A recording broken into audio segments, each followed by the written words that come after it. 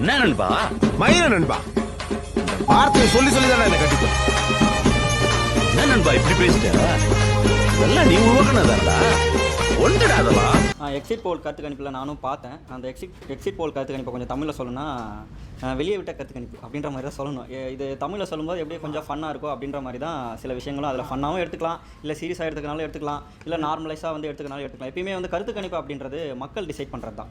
இப்போ ஏன்னா மக்கள்கிட்ட தான் இவங்க எல்லாருமே எந்த கட்சியாக இருந்தாலுமே சரி, புது கட்சியாக இருந்தாலும் சரி, பழமை கட்சியாக இருந்தாலும் சரி, இல்லை வந்து ரொம்ப பழைய கட்சியாக இருந்தாலும் சரி, எல்லாருமே வந்து மக்கள்கிட்ட தான் வந்து முறையிடுவாங்க ஓட்டுக்காக. மக்கள்கிட்ட தான் வந்து மக்கள் பிரச்சனைகளை வந்து முன்னெடுத்து வச்சு தான் வந்து ஓட்டு கேட்பாங்க. ஸோ இது மூலயமா என்னுடைய பர்சனல் இது வந்து எக்ஸிட் போல் அப்படின்றது வந்து ஒரு கருத்து கணிப்பு அப்படின்ற பர்சன்டேஜ் வைஸ் படி போச்சு. இது வந்து நான் இப்போ இனிமேட்டு சொல்ல போகிறது வந்து என்னுடைய கருத்து கணிப்பு. என்னுடைய கருத்து கணிப்பு வந்து என்னுடைய பர்சனல் அப்படின்னு வந்து சொல்ல முடியாது. நானும் வந்து என்னுடைய சர்க்கிளில் இல்லை எனக்கு தெரிஞ்சவங்க நான் பஸ்ஸில் ட்ராவல் பண்ணும்போது இல்லை ட்ரெயினில் ட்ராவல் பண்ணும்போது அவங்க இவங்ககிட்ட எல்லாருக்கிட்டையுமே பேசும்போது கேட்குறது அப்படின்றது தான். இதில் ஃபஸ்ட்டு 4 கட்சி அப்படின்றத வச்சுப்போம். என்டிகே, அப்புறம் ஏடிஎம்கே, அப்புறம் வந்து டிஎம்கே, அப்புறம் வந்து டிவிகே. இந்த 4 கட்சி பற்றி இப்போ வந்து பேசுவோம். லாஸ்ட்டாக வந்து நான் லாஸ்ட்லேருந்து ஆரம்பிக்கும் போதே தெரியும் நினைக்கிறேன். என்டிகே வந்து நான் கொடுக்குற இடம் வந்து 4வது இடம். அதுவே வந்து ரொம்ப அதிகம் தான் அப்படின்றத நினைக்கிறேன். காரணம் ஏன்னா இவங்க கட்சி ஆரம்பித்து கிட்டத்தட்ட ஒரு 15 வருஷம் அப்படின்றது ஆயிடுச்சு. இவங்களில் யாருமே வந்து ஜெயிக்கவும் மாட்டாங்க, அவங்க கட்சியில் யாரையும் ஜெயிக்க விடவும் மாட்டாங்க. இது வந்து 2 பேர் வந்து பண்ணிகிட்டே இருப்பாங்க. யாருன்னா சீமான் அவர்களும் அப்புறம் வந்து சாட்டை துரைமுருகன் அவர்களும். அதுவும் சாட்டை துரைமுருகன் அவர்களை வந்து எஸ்பெஷலி சொல்லணும்னா அவர் வந்து யூடியூப் சேனலில் உட்காந்துட்டு ஆபாச பேச்சாளர் அப்படின்ட்டு அவருக்கு வந்து டாப்பிக்கே வந்து கொடுக்கலாம். தமிழ்நாட்டின் தலைசிறந்த ஆபாச பேச்சாளர்கள் டாப் 5 லிஸ்ட்டு வந்துன்னா சாட்டை துரைமுருகன் அப்படின்றது. அந்த கட்சியை மேற்கொண்டு கெடுக்கிறதும் வந்து சாட்டை துரைமுருகன் தான். அதாவது சில விஷயங்கள் வந்து சொல்லுவாங்க, அந்த விஷயத்தை அது பாட்டு விட்டால் அதுவாக வந்து வளரும். கிட்டத்தட்ட சொல்லணும்னா ஒரு மரம் மாதிரி. அந்த மரத்தை வந்து நீங்கள் ஒரு கட்டத்துக்கு மேலே நீங்கள் வளர்த்து விட்டீங்க அப்படின்னா வந்து அந்த மரத்தை வந்து அதுவே பார்த்துக்கும். 15 வருஷமாக ஆரம்பித்த ஒரு கட்சி அந்த கட்சி அப்படியே விட்டுருந்தா கூட, இல்லை தமிழ் தேசியத்தை பற்றி பேசுகிறது அந்த விஷயத்தையே தொடர்ந்து பேசியிருந்தா கூட ஒரு 8%லேருந்து ஒரு 10% டபுள் டிஜிட் தாண்டி அப்புறம் 15% 20% வந்திருப்பாங்க. இல்லை ஒரு 2-3 எம்எல்ஏ பிடிச்சிருப்பாங்க.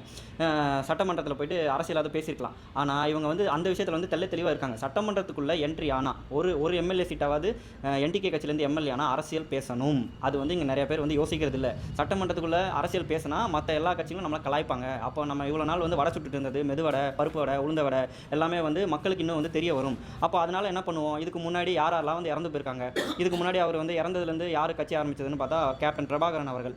அவர்கிட்ட அவர் இறந்து போயிட்டார். திடீர்னு வந்து நின்றுட்டு இவர் வந்து என்கிட்ட வரவே இல்லை, ஆமக்கறிலாம் அவர் சாப்பிடவே இல்லை, ஆமாம் எப்படி இருக்குன்னு கூட தெரியாது, சும்மா வந்து ஜூவில் தான் போய் பார்த்துருப்பாரு, தொட்டு கூட பார்த்ததில்ல அப்படின்ற மாதிரி எந்திரிச்சு வந்து பேச போகிறார் அப்படின்ற ஒரு தைரியத்தில் வந்து வாயில் வடை சுட்டுட்டு இருக்காரு. அதுக்கப்புறம் இதுக்கு முன்னாடி யாரெல்லாம் இறந்து போனாங்களோ, இதுக்கப்புறமும் கடைசி நிமிடங்கள் யார் எண்ணிக்கொண்டு இன்னும் ஒரு 5 வருஷத்துல 10 வருஷத்துல யாரெல்லாம் இறக்க போகிறாங்களோ இன்னும் அவரையும் சேர்த்து வச்சு தான் பேசிகிட்டு இருப்பாங்க. ஸோ இதுதான் அவங்களுடைய பொழப்பாகவே வந்து ஓடிக்கிட்டு இருக்கு. இந்த எலெக்ஷனில் 2024 மே 4 அன்றைக்கி ரிசல்ட்டில் வந்து என்டிகே கட்சி வந்து 1% வாக்குகள் டோட்டலாகவே வாங்குறதே வந்து பெரிய விஷயம் அப்படின்றது வந்து நான் என்னுடைய சர்க்கிள்லையும் சரி, இது என்னுடைய பர்சனல் மைண்ட் செட்லையும் சரி, இது வந்து என்டிகே கட்சிக்கு நான் கொடுக்குற பாயிண்ட் 1% அதிகம். இப்போ வந்து ஏடிஎம்கே கட்சி அப்படின்றது வருவோம். ஏடிஎம்கே கட்சி அப்படின்றது தனிச்சையாக நின்று இருந்தால் கூட அவங்க வந்து ஒரு என்ன சொல்கிறது, ஒரு நல்ல ஒரு இடத்த பிடிப்பாங்க, இல்லை ஒரு எதிர்கட்சி இல்லை ஒரு ஆளுங்கட்சி அப்படின்றத ஒரு வந்து இடத்துக்கு வந்து மூவ் ஆகிற மாதிரி வந்து போயிருக்கலாம். பட் இவங்க வந்து ஆல்ரெடி 2021 இவங்க பிஜேபி கூட கூட்டணி வச்சதுனால அவங்க வந்து தோற்று போனாங்க அப்படின்னா வந்து ரொம்ப பர்சன்ட்லாம் வந்து குறைச்சில்லை. டிஎம்கே விட ஒரு 3% குறைச்சல் தான். இருந்தாலும் வந்து அவங்க வந்து ஆட்சியை பிடிக்கல. ஏன்னா அவங்க வந்து பிஜேபி கூட கூட்டணி வச்சதுனால தமிழ்நாட்டில் வந்து பிஜேபி அப்படின்ற ஒரு மைண்ட் செட் வந்து இங்கே வந்து ஏற்றுக்க மாட்டாங்க. காரணம் ஏன்னா அவங்க வந்து மதத்தை வச்சியும் ஜாதியை வச்சியும் அவங்க வந்து அரசியல் பண்ணுறவங்க. என்னதான் வந்து அப்படி இப்படி சாக்குப்போக்கு அப்படி இப்படின்னு சொன்னாலும் நம்ம எல்லாருமே வந்து பார்த்துட்டு இருக்கோம். எல்லாமே நியூஸ் சேனல்ஸில் இருந்தாலும் சரி, இல்லை வடநாட்டில் இருந்து நம்ம இந்தியாவிலே வடநாட்டில் இருந்து அங்கேருந்து இங்கே பஞ்சம் பழைக்க வந்தவங்களா இருந்தாலும் சரி, அவங்களோட மைண்ட் செட்லாம் எப்படி இருக்குது அப்படின்றத நம்ம பார்க்குறோம். பெரும்பாலான அதாவது தமிழ்நாட்டை தாண்டி பிஜேபி வந்து வட மாநிலத்திலும் சரி இந்தியாவிலும் சரி பெரும்பாலான அவங்க தான் வந்து ஆட்சி பிடிச்சிருக்காங்க. அப்படி இருக்கிற பட்சத்தில் அவங்க ஆட்சி பிடிச்சதெல்லாம் மிகப்பெரிய அறிவாளிகளாக இருந்திருக்கணும். ஆனால் அவங்க எல்லாமே நம்மக்கிட்ட வந்து படம் எடுத்துக்கிட்டு நம்மக்கிட்ட வந்து அறிவை வந்து கற்றுக்கிட்டு இருக்காங்க. ஸோ இந்த லட்சணத்திலேயே வந்து தெரியுது அவங்களுடைய ஆட்சி லட்சணம் அப்படின்றது. ஸோ அதனால் இப்போ ஏடிஎம்கே அவங்க கூட கூட்டணி வச்சிருக்கிறதுனால மக்கள் எல்லாமே வந்து இதை பற்றி வந்து பேச ஆரம்பிக்கிறாங்க, கலந்து யோசிக்க ஆரம்பிக்கிறாங்க. ஆல்ரெடி வந்து பிஜேபி கூட கூட்டணி வச்சு நம்ம வந்து இவங்களுக்கு வந்து பதவி அப்படின்றது கொடுக்கல, அதாவது சிஎம் பதவி அப்படின்றது. இப்போ மறுபடியும் வந்து நீங்கள் எங்களுடைய நலனை பற்றி பேசாமல் நீங்கள் வந்து பிஜேபி கூட்டணியை வச்சே பேசிக்கிட்டு இருக்கணும். அதாவது குறிப்பாக சொல்லணும் அப்படின்னா பிளவினவாதம். ஆல்ரெடி ஏடிஎம்கே கட்சி அவங்க வந்து பிஜேபிக்காரவங்க ஒரு 4ஆவோ 5ஆவோ வந்து உடைச்சிட்டாங்க. அந்த கட்சியில் இருக்க நிறைய பேர் வந்து வெளியில் வந்துட்டு பிற கட்சிகள்லாம் வந்து சேர்ந்துருக்காங்க. அது யார் என்னன்றது நான் சொல்லி தான் தெரியணும்னு அவசியம் இல்லை, ஆல்ரெடி வந்து நிறைய பேருக்கு வந்து தெரிஞ்ச விஷயம் தான். இதனால் வந்து ஏடிஎம்கே கட்சி அப்படின்றது 3ஆம் இடத்துக்கு வந்து தள்ளுறதுக்கு நிறைய வாய்ப்புகள் இருக்குது. 99% இல்லை 90% வந்து 3ஆம் இடத்துக்கு வந்து தள்ளுறதுக்கு வந்து நிறைய வாய்ப்புகள் இருக்குது. இப்போ அடுத்து வந்து டிஎம்கே கட்சிக்கு போகும். 2வது இடம் வந்து டிஎம்கே கட்சிக்கு நான் வந்து கொடுக்குறேன். டிஎம்கே கட்சியும் வந்து சொல்லணும் அப்படின்னா வந்து அவங்களுடைய 2 மைனஸ் ஒன்று இருக்குது. 3 அடிஷ்னலாக 3 கூட சொல்லலாம். ஃபஸ்ட்டு மைனஸ் என்னென்னா, இப்போது ரீசெண்டாக நியூஸ் சேனல்ஸ்லாம் நம்ம வந்து பார்த்துட்டு இருக்கோம். பத்திரிக்கையாளர்னு சொல்லிட்டு அதாவது டிஎம்கே காரங்க தான் பத்திரிக்கையாளர்னு சொல்லிட்டு போர்வை போத்திக்கிட்டு நான் வந்து பொதுநிலைவாதி, நான் வந்து காமனாக பேசுகிற ஆள் அப்படின்ற மாதிரி டிஎம்கேக்கே வந்து பேசிகிட்டு இருக்காங்க. அதுலேயும் குறிப்பாக ரீசெண்டாக உங்களை இன்ஜினியரிங் படிக்க வச்சது டிஎம்கே தான், அதுக்கப்புறம் உங்களுக்கு வந்து லேப்டாப் கொடுத்தது டிஎம்கே தான், அவங்களை வந்து ஐடி கம்பெனியில் புவா சாப்பிட வச்சது எல்லாமே வந்து டிஎம்கே தான் அப்படின்ற மாதிரி பேசிகிட்டு இருக்காங்க. இதில் வந்து ஒரு திருத்தம் என்னென்னா, டிஎம்கே கட்சி வந்து அவங்கள படிக்க வைக்கலை, கவர்மெண்ட் தான் படிக்க வச்சிச்சு. அந்த கவர்மெண்ட்டை ஏற்படுத்தி கொடுத்தது வந்து மக்களுடைய ஓட்டில் தான் வந்து டிஎம்கே வந்து ஆட்சிக்கு வந்திருப்பாங்க. தானாக வந்து அந்த கட்சிக்குள்ளேயே 234 தொகுதியில் நிற்பாங்க பார்த்தீங்களா, அவங்களுக்குள்ளேயே மாற்றி ஓட்டு போட்டு அவங்களுக்குள்ளே சிஎம் கேண்டிடேட்டாக வந்து நிற்கல, மக்கள் தான் வந்து ஓட்டு போட்டாங்க, மக்களுடைய பிரச்சனை தீர்க்கிறதுக்காக தான் இவங்க வந்தாங்க.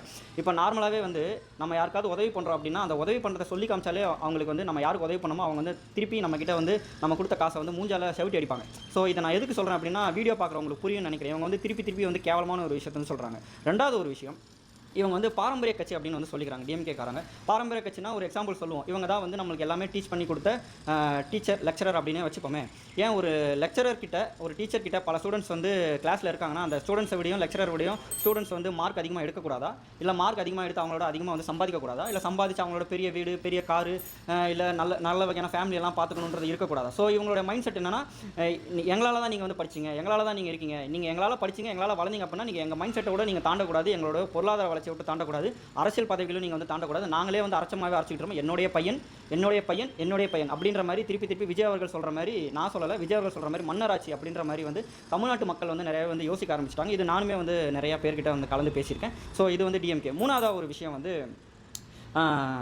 ரவுடிசம். இந்த ரவுடிசம் விஷயம்லாம் வந்து போலீஸ் விஷயமா அவங்க வந்து நல்ல வகையாக வந்து ஹேண்டில் பண்ணி மக்களுக்கு ஒரு என்ன சொல்கிறது, ஒரு சீக்கிரமான ஒரு மூவானாக போலீஸ் மூலயமா ஒரு ஆக்ஷன்ஸ் எடுக்கிற மாதிரி பண்ணியிருக்கலாம். ஆனால் இந்த 5 வருஷத்தில் நிறைய ரவுடிசங்கள் வந்து அதிகமாகிட்டு இருக்குது. மற்ற எந்த ஆட்சியிலுமே இப்படி நடக்கலையா அப்படின்றது வந்து நான் சொல்ல வரல, எல்லா ஆட்சியிலுமே வந்து நடக்கும், நான் இல்லைன்னு சொல்ல. பட் அதே நேரத்தில் பொதுமக்களுக்கு நம்பிக்கை வகிக்கக்கூடிய இடத்துல அந்த பிரச்சனைக்கு எவ்வளோ சீக்கிரமாக வந்து போலீஸ் ஸ்டேஷனில் போலீஸ்காரங்க வந்து ஆக்ஷன்ஸ் எடுப்பாங்க அப்படின்றத பொதுமக்கள் வந்து எல்லாருமே வாட்ச் பண்ணிட்டு இருப்பாங்க. ஏன்னா இப்போ பொதுமக்கள்கிட்ட போய் கேட்டால் அவங்களுக்கு ஒரு பிரச்சனைனா போலீஸ் ஸ்டேஷனில் போய்ட்டு கம்ப்ளைண்ட் கொடுக்குறதுக்கு அவங்க வந்து அவ்வளோ பயப்படுறாங்க, அவ்வளோ தயக்கிறாங்க அப்படின்ற மாதிரி ஒரு பிரச்சனைகள் போயிட்டு இருக்கு. இந்த 3 விஷயத்தையுமே அவங்க வந்து கேர்ஃபுல்லாக ஹேண்டில் பண்ணுறதுக்கும் மக்கள் பிரச்சனையில் நலன் காட்டுறதுக்கும் அவங்க வந்து கோட்டை விட்டதுனால அவங்களுக்கு இப்போ வந்து 2வது இடம் அப்படின்றது மக்களோட மனதில் வந்து மூவ் ஆகிருக்கு.